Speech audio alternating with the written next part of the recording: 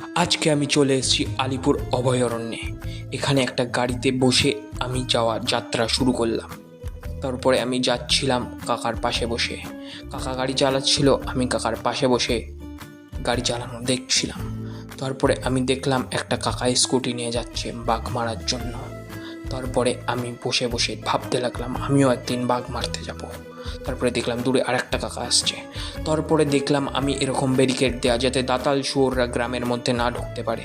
তারপরে বুঝলাম ও এটা তো পশ্চিমবঙ্গ। তারপরে আর কি, পেটাই পরোটা পেট ভরে খেয়ে বাড়ি চলে গেলাম। এই দেখো বেন, আমি আজকে পেটাই পরোটা খাচ্ছি নিরামিষ তরকারি দিয়ে। এই প্রথমে পেটাই পরোটা ছিঁড়বে, ছিঁড়ে এরকম মুখে রাখবে,